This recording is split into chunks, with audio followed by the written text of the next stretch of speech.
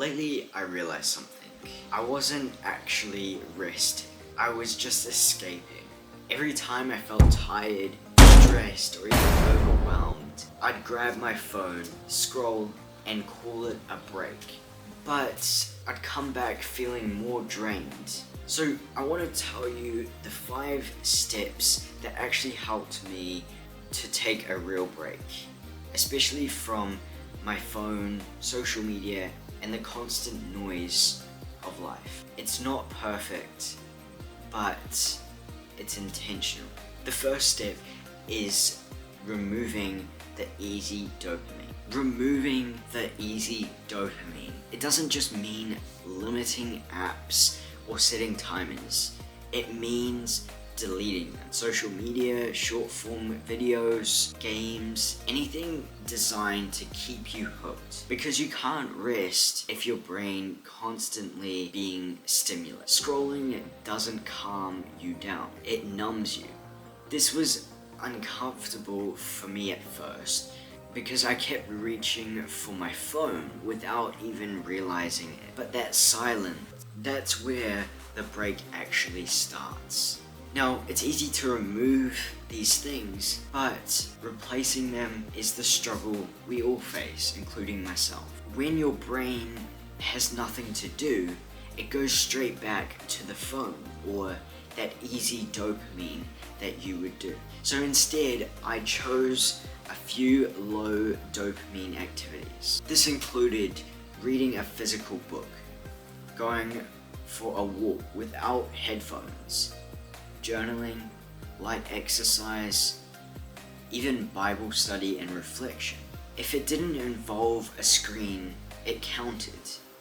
This wasn't about being productive, it was about being present. Because ultimately, we aren't present if we are scrolling or using a device in a negative way. This is by far the hardest step. Letting boredom happen. At first, it feels wrong. You feel restless, like you should be doing something. But boredom isn't the problem. It's your nervous system resetting. When I stopped escaping boredom, something interesting happened. My thoughts, they slowed down. Creativity came back. I could actually think again.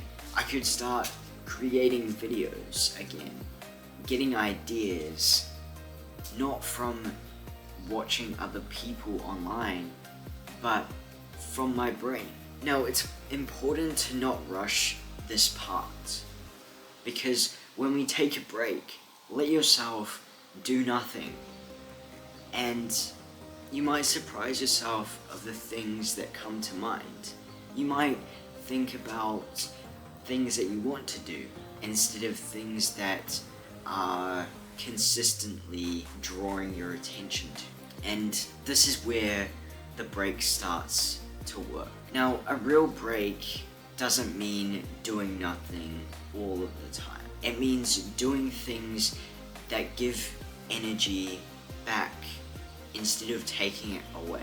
For me, that looks like creating videos without pressure to post, without pressure of other people that I'm comparing myself to. Exercising for how it feels, not performance. Without having music in the background, just being present with how I'm feeling of exercising.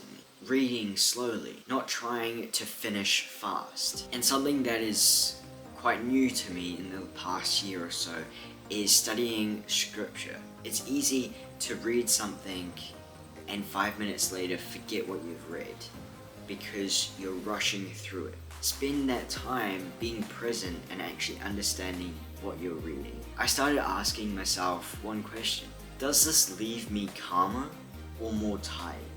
That question changed how I used my time, because I started to understand that scrolling on social media and constantly being stimulated with endless content was making me more tired. And I started doing things that I truly wanted to do but kept putting aside because I would say to myself, I'll do it later.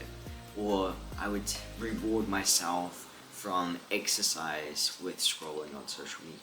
Now, the goal isn't to quit your phone forever. It's to stop being controlled by it. When I eventually returned, I didn't reinstall everything. I added things back slowly, intentionally.